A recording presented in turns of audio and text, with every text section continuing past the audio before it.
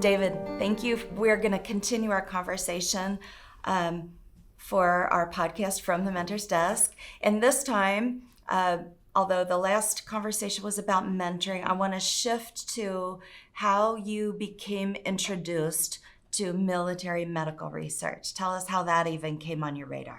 I think a couple of things, really being open to new opportunities and not kind of trying to force things. I've never tried to force my own path. I've just been open to where my expertise fits into potential grant funding opportunities or relevance in different spaces. And so somebody had a military relevant project and said, what do you think about this? Not quite. So since I've been here, since 2017 at Children's Hospital Colorado, by way of the patients we see, I'm interested in concussion. We do a lot of concussion research, and it's been adolescents who get sport-related injuries, because that's who we see in our clinics. Build up a good line of research there, get some NIH funding, all those kinds of things. And through the Combat Center is really where I started to understand that there are opportunities for the technology and the research that we're doing in military populations. Okay, but let me, hold on. We're at the University of Colorado, Yep. Anschutz Medical Campus, and we have on our campus the Center for Combat Research. How did you find the Combat Center? If you're over in Children's, which we're all one campus, but Yes. Children's is on the east side, and some of the leaders of the Combat Center are on the west side. Yeah. So how'd that work? Prepping for this interview, I actually I dug through my emails to try to find where the initial contact was from, and I couldn't find it. I don't even know. I don't remember, because this was before even COVID. This was like 2018, 2019. And through I think it was early days of combat, the director, Vic Babarda, and I had a meeting and kind of just talked through like, hey, this is my research. This is what I do. And he was like, wow, that sounds really interesting. Here are some potential grant opportunities where the DoD might be interested. And I submitted and I failed, and I submitted and I failed, and I submitted and I failed. But through those opportunities, I learned a lot more about the ways in which the DoD is different from the NIH and the ways in which those funding agencies have different priorities. And then at the same time, continue to engage with people that are doing military research, whether that's at the VA or emergency medicine here on our campus at the University of Colorado. Those continued not even collaborations, just conversations, coming to things, being open to understanding, hey, this might be a path forward for our research. But again, I've learned way more through my failures than I have through my successes. And as a result of that and trying, then, finally on one of these grant opportunities, we were able to set up a collaboration that was funded with Brooke Army Medical Center in San Antonio. So that then got us in with working with emergency medicine physicians and research scientists who are embedded within active duty populations. And so now, when we apply to these DoD grants, I would put all this pilot data together, and the consistent reviewer critique was like, that's great, but these are like 12-year-olds or 14-year-olds that get concussion. How does that even relevant to a 28-year-old person that's, fighting a war? And bridging that gap has been something that has taken probably 4 or 5 years, slowly but surely. But even before we were able to start working with active duty people, we kind of scaled that back and we said, okay, on our campus here, there are people that have had concussions and they're of military age. There are people that are veterans on our campus. There are people that are, all sorts of walks of life. And so we did a series of kind of preliminary studies that helped set us up and develop the technology that ultimately now we're using in this. So it's been kind of more of a trial learning by error than anything else. But that's really, and I'm still early days. Like, we still have a lot of stuff that I want to do, and ultimately it depends on the funding agency. I think we've got some really cool things going, but certainly don't know where it's going to take us. Okay, that's very interesting. Okay, so tell us, what cool things do you have cooking? What are you, I'm sure you have many cool things, but what are you most excited about in military medical research, whether it's funded or unfunded? Yeah. What are you like, oh, you really want to do it? Yeah, so where we're at right now is we recognize the unique need of military personnel to have kind of a flexible assessment and intervention and rehabilitation approach, right? I think the difference between For concussion? For concussion Okay. specifically, thank you. So for concussion, our model right now with our studies is people come to our campus, we have them spit in a tube, we draw some blood from them, we have them go through a series of assessments, we give them an intervention, they come back. What we've realized about the military population is that that's not always the case. Whether they're overseas, serving, fighting, whatever it is, or military personnel just move around the country a lot. And sometimes concussions can be chronic conditions that maybe don't resolve within a month or a year. And people are still trying to understand how we can best meet the demands of that individual person. But you can't understand how to meet the individual demands of that person unless you assess them in a way that's kind of consistent and repeatable and objective. And so what we've developed through collaborations, actually back to my Oregon days as a biomechanist, one of the same guys that was in the research lab with me at the time, he's actually taken on a very cool line of app development research. So he was focused on smartphone application development. I was focused on concussion. And through that collaboration over the years, we've stayed in touch. We've actually been able to combine these two lines of research and say, let's build an application that is flexible, it's scalable, but also people anywhere in the world can, with a smartphone, can download this, they can assess themselves, that can be transmitted to a provider. We built in some intervention that is like guided intervention. So now they know what to do at what time. And there's that kind of back and forth. And then I think what's even cool about that beyond the military is there's the secondary byproduct of this is that while it's unique to the demands of the military, there are also a lot of people that live in medically underserved areas. And now they could potentially harness this technology. Let's take people, in Western Colorado that there's only a handful of PTs in Western Colorado that treat neurological conditions. They might have to drive several hours. And so actually have started talks with some of those people where, could you actually roll this out in those communities? And so it's not just military now, it's anybody who needs kind of this remote, flexible intervention and assessment approach. Oh, that's very cool. It also, I have a future question that you sort of already addressed, which is to tell you and just to restate for everyone that the Combat Research Center's mission is to save and improve lives on the battlefield and at home. And so we're very interested in meeting those very specific military needs and, like many historical examples, bring what we learn back to communities. Yep. And so you've given a great example of that. That's cool. Yeah. And then I think, the other thing on the intervention piece that I think is really cool is we recognized that the needs from a rehabilitation standpoint for an adolescent with concussion are very different and than what the kind of desires are, the desired outcomes for people that are active duty military or even grad students here, right? So if you're a high school student, your goals are to get back to school, to get back to sports, maybe more sports, get back to social activities, those kinds of things.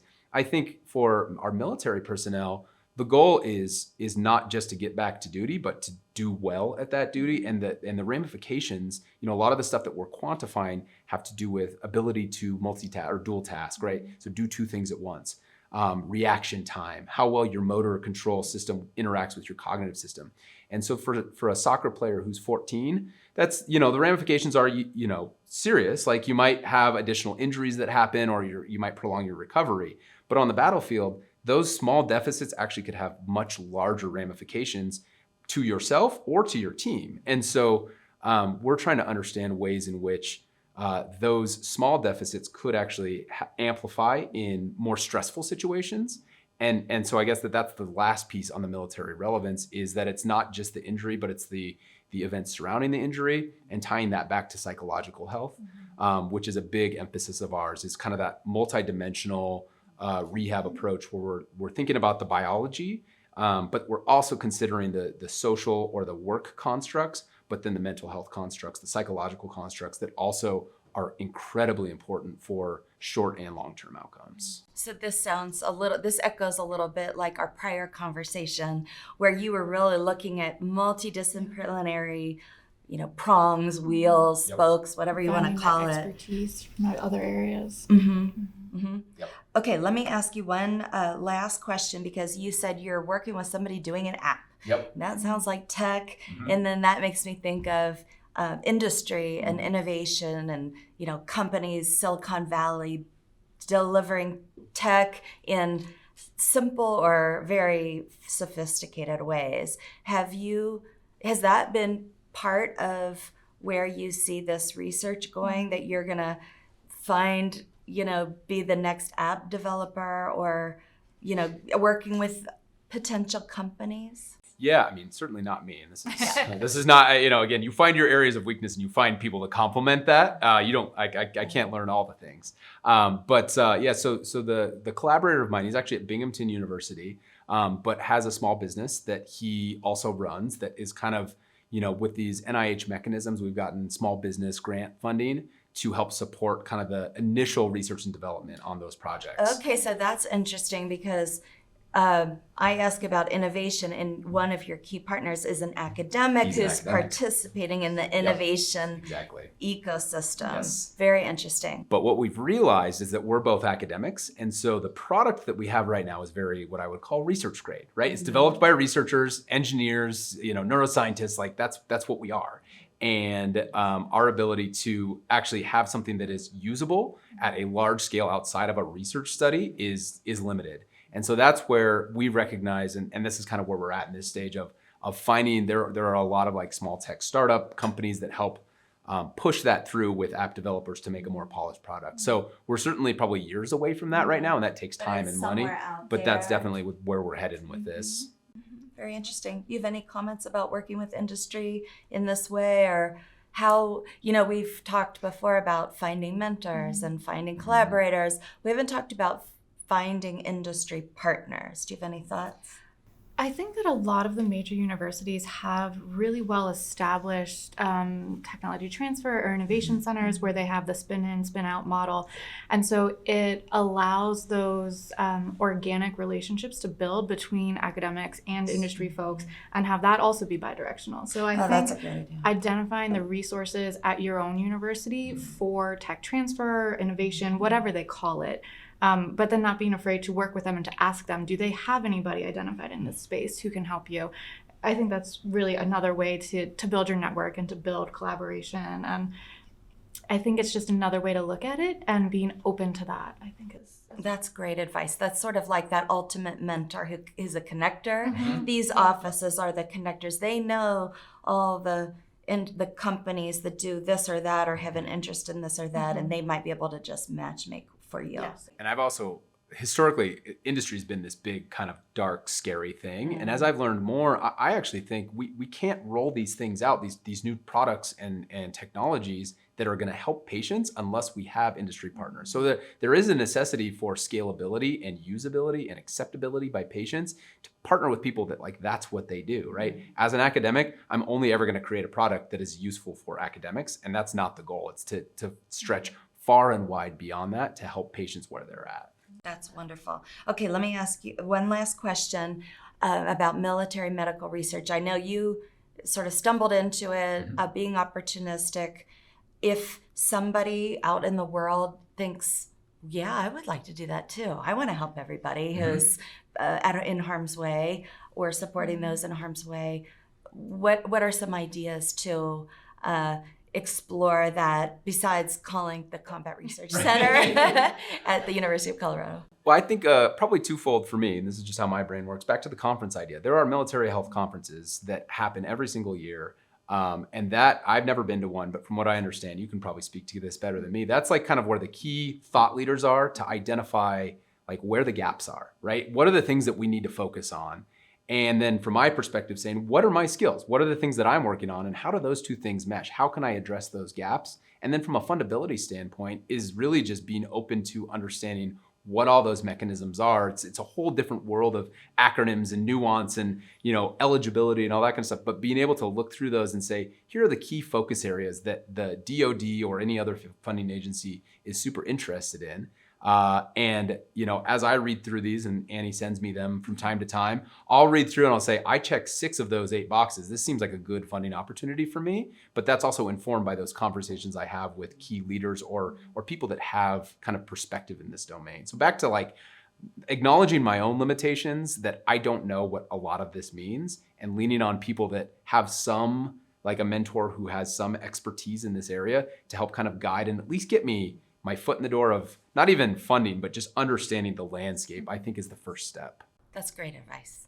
Any closing pieces of advice from you? The only thing that I would add to build on what David is saying is military researchers publish. And you can look at PubMed and you can Google combat relevant, whatever your area of expertise, concussion, traumatic brain injury, blood transfusion, and then just start reading through the literature, because they're publishing and their affiliations are there and they're listed. And so you'll see who the thought leaders are from that perspective as well. And then you can go to the conferences and find them and kind of make those connections. So like you said before, where you were prepping for the conference to talk to the chair in your session or to the department lead in your session, do your homework.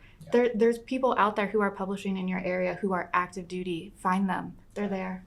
That's brilliant. Yeah. Thank you so much. Yeah, thanks for having me. This was great. This is lovely. Thank you.